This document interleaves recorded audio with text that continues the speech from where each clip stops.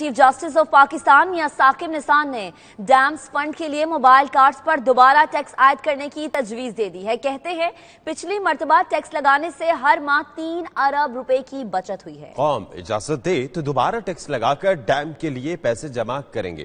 Chief justice نے کہا کہ ڈیم فنڈ قوم کی امانت ہے جس میں کسی کو خیانت نہیں کرنے دیں گے۔ غلام حسین اوان کی رپورٹ دیکھیے۔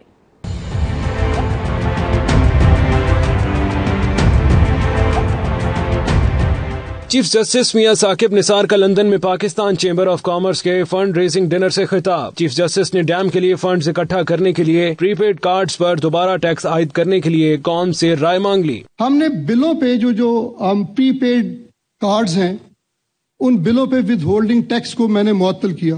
اس کا میں نے کچھ آج کل حساب نکالنا شروع کیا تو ہر ماہ وہ تقریباً 3 ارب روپے بنتے۔ اگر ہم اسے وڈرا کر کے اور یہ ڈیم کی مد میں پیسہ دینا شروع کر دیں، مجھے اپنی رائے سے ضرور مستفیض کیجیے گا۔ چیف جسٹس نے عزم کیا کہ وہ فنڈز میں جمع ہونے والی رقم میں خیانت نہیں کرنے دیں گے۔ قوم کی امانت کسی ایماندار شخص کے حوالے کر کے جائیں گے۔ یہ امانت ہے میری قوم کی اور اس میں خیانت میں اپنے زندہ رہنے تک نہیں ہونے دوں گا۔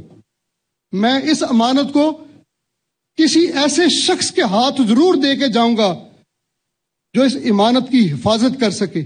انہوں نے کہا کہ ڈیم کی تعمیر پاکستان کی نہیں بلکہ انسانیت کی تحریک ہے جسے کوئی ختم نہیں کر سکتا۔ جب تک ڈیم نہیں بن جاتے وہ چین سے نہیں بیٹھیں گے۔ ڈیم فنڈنگ کی اس تقریب میں پاکستانیوں کا جوش و خروش دیکھنے سے تعلق رکھتا ہے جنہوں نے 34 کروڑ روپے اس کار خیر میں جمع کروائے۔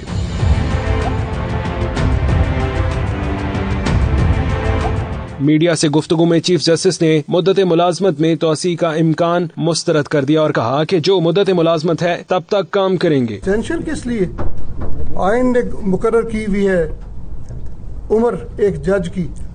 آئین کی ترمیم کے بغیر کچھ نہیں ہو سکتا۔ کسی حکومت کی کوئی ایکسٹینشن مجھے قابل قبول نہیں۔ سابق صدر پرویز مشرف کی واپسی سے متعلق چیف جسٹس کا کہنا تھا کہ انہیں کئی مرتبہ بلایا لیکن اگر وہ نہ آئے تو کیسے کارروائی کر سکتے ہیں۔